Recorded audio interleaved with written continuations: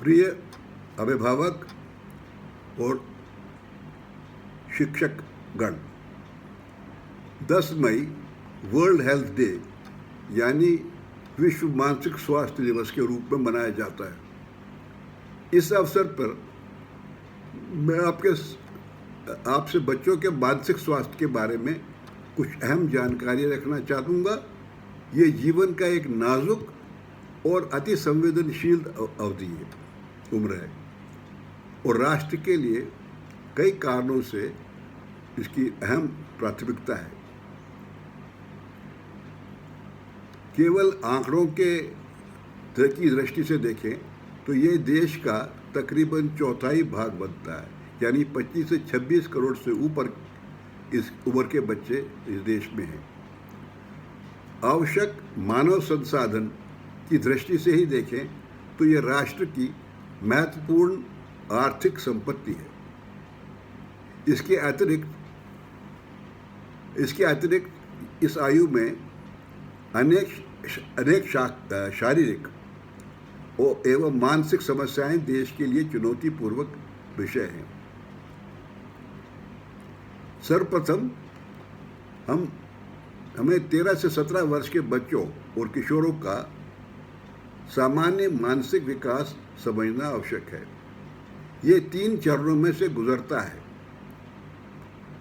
पहला चरण यौवन यानी प्यूबर्टी का।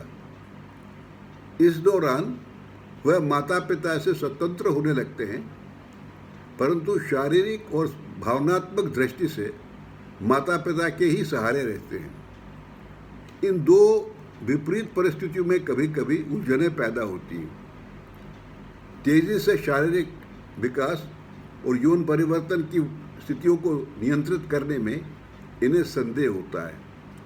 स्वयं के साथ व्यस्तता में माता पिता और अन्य लोगों के साथ बातचीत में बाधा आती है, दूर रहते हैं। तनाव मुक्त करने के लिए खेल कूद इन्हें सामाजिक रूप से स्वीकार्य मार्ग प्रदान करता है। दूसरा चरण अपनी पहचान का चरण है। अब स्वयं के साथ कम व्यस्त होते हुए अपने साथियों से तीक्ष्णता के साथ जुड़े रहते हैं और उनसे भावनात्मक सुरक्षा प्राप्त करते हैं। अपने माता पिता से स्वतंत्र होकर उनको अपना रोल मॉडल मानते हैं। उम्र के साथ वे शैक्षिक और व्यावसायिक मुद्दों पर अधिक व्यस्त हो जाते हैं। तीसरा और आखिरी चरण परिस्थितियों का सामना करने का होता है। साथियों के साथ तीव्र रिश्तों के दौर से निकलने के बाद किशोरों में सामाजिक कौशल पैदा हो जाता है। इसका उपयोग वो अपने वातावरण को नियंत्रित करने में और भविष्य की जिम्मेदारियां समझने में, व्यवसाय का चयन करने में करता है। अब ये व्यावसायिक प्रतिबद्धताएं, पारस्परिक संबंध और पितृत्व की जिम्मेवारियां संभालने में धीरे धीरे सक्षम हो जाता है। आइए अब देश और दुनिया के वर्तमान परिदृश्य पे एक नज़र डालें।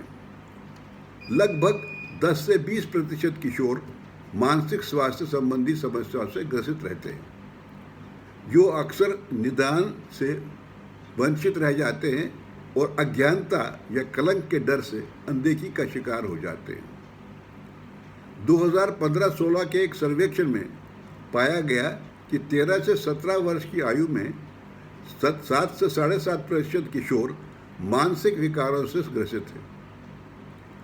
इन विकारों के अलावा आम समस्याओं में तनाव, अवसाद, चिंता, मनोदशा में बदलाव, शैक्षिक कठिनाइयाँ, घर से भागने की प्रवृत्ति, मादक पदार्थों की लत, यहाँ तक कि आत्महत्या की प्रवृत्ति भी हो जाती है। ये सब घर और पड़ोस के वातावरण पर निर्भर करता है। अब इन चुनौतियों का सामना कैसे किया जाए? अब अभिभावकों और विशेषज्ञ शिक्षकों से कैसे सहयोग करें, अब इस पर चर्चा करते हैं।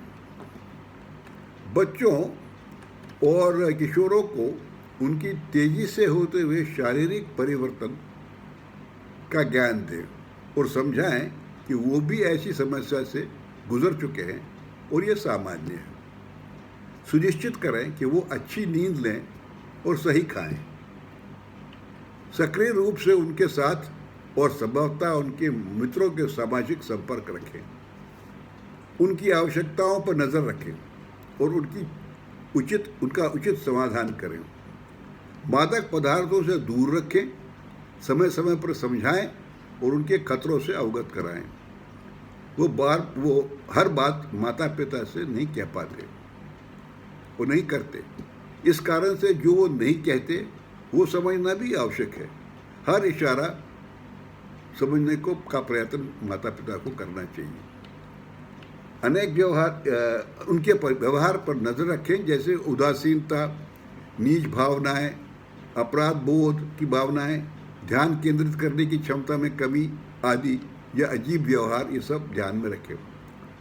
माता पिता की उनके बच्चों के पढ़ाई और खेल के प्रति बहुत सी उच्च आकांक्षाएं होती हैं।